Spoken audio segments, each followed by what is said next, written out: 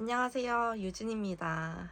자, 이번은 필라테스 5번째 편을 들고 왔는데요. 지금 현재 저는 필라테스를 하지 않고 있습니다. 우선 필라테스를 그만둔 지 한 3개월 정도 됐고 그거에 대한 이야기를 한번 해볼까 해요. 제가 필라테스를 그만두고 다시 하고 있지 않은 이유. 제일 첫 번째로는 일하면서 많은 사람들을 만나잖아요. 회원님도 만나고 또 일하면서 같이 근무하는 강사 동료들도 만나고, 사실 일하면서 좋은 회원님들도 많이 만났고 또 좋은 동료들도 많이 만났는데 그만큼 너무 힘들었던 동료들도 많았고 회원님들도 많았던 것 같습니다. 어떤 일화가 있었는지 간단하게 말하자면, 제가 일을 하기 위해서 제일 첫 번째로 들어갔던 곳이 전임 강사로 일하는 곳이었어요.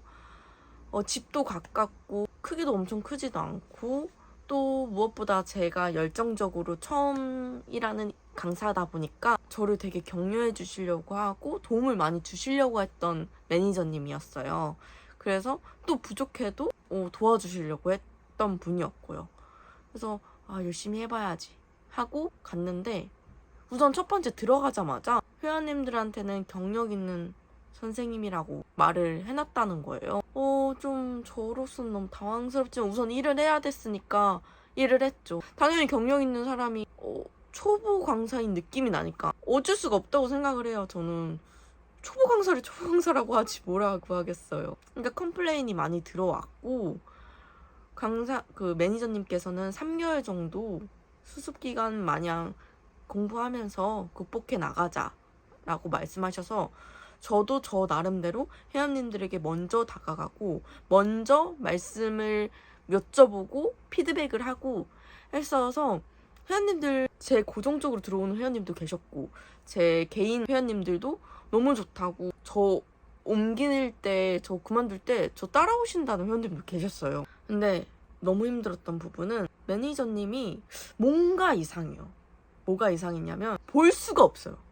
1시간 일찍 가도 이게 교대하면서 봐야 되는데 볼 수가 없는 거예요. 그러면서 센터에 있지 않으니까 센터의 문의사항 같은 것들을 다 저한테 물어보고, 저도 매니저가 아니니까 확실하게 대답할 수 없는 부분들이 많은데 그거를 항상 저도 매니저님한테 여쭤봐야 된다 그러니까 회원님은 회원님들대로 컴플레인들이 엄청 많이 쌓이고 그렇게 되는 거예요.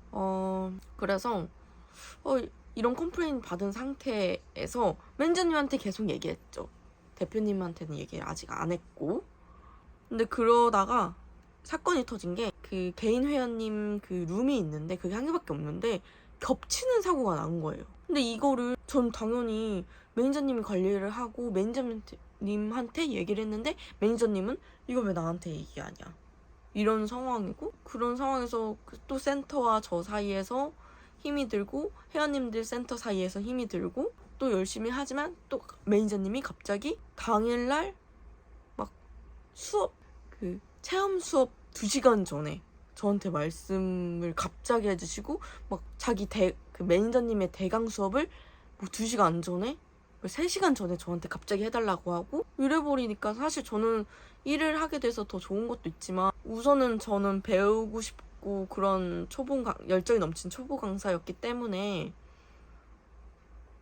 좀 정리를 하고 좀 내용을 이렇게 꾸려가면서 하고 싶은데 후다닥 저 후다닥 적어서 막 수업을 하는 이런 상황까지 간 거예요. 그러다가 오전 수업을 대강을 했었거든요. 대강을 하긴 했었어요. 매니저님이 오전 전임 강사였거든요. 근데 매니저님이 연락이 와요. 회원님들한테 컴플레인이 너무 많이 들어온다. 좀 공부를 하셔야 되겠다. 저는 또 열심히 공부를 했죠. 그렇게 한 달마다 계속 연락이 왔던 것 같아요. 회원님들한테 컴플레인이 많이 들어온다. 그러면서 마지막에는 저를 이제 잘라야 될 수밖에 없다 이렇게 말씀을 하시는 거예요. 그 이유가, 회원님들한테 컴플레인이 들어왔는데 오전 회원님이 제 수업을 듣고 제 수업을 듣기 싫어서 센터를 그만둔다.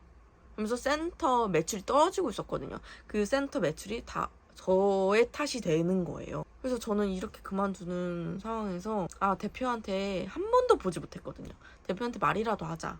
그래서 대표한테 말을 했어요. 매니저님이 한 번도 보지 못했고 매출이 이렇게 떨어지는 거를 저의 탓으로 돌렸는데 저는 아닌 것 같다. 매니저님 오전에 수업 갑자기 빠져서 저한테 당일날 아침에 부탁하신 적도 있고, 그리고 맨날 오실 때마다 센터에 없어서 센터에서 회원님들이 저한테 컴플레인 많이 거셨고 이런 부분이 전 더 컸던 것 같다 라고 말씀드렸더니 대표님이 들으시고 보시고 알고 봤더니 매니저가 오전 뭐 9시에서 6시까지 하는 건데 9시에서 4시 뭐 이런 식으로 근무하고 집에 가버리고 점심시간에 센터폰을 가지고 가는 것도 아니고 밥 먹으러 점심시간에 센터폰을 그냥 놔두고 그냥 밥 먹으러 한 2시간, 3시간 나가 있고 그게 CCTV에 다 찍힌 거예요. 그래서 대표도 진짜 너무 당황했다고 하고 결국엔 대표가 저랑 다시 일을 하고 싶다고 하셨지만 거기로 다시 돌아가고 싶지는 않아가지고 그렇게 첫 번째 직장이 끝났어요.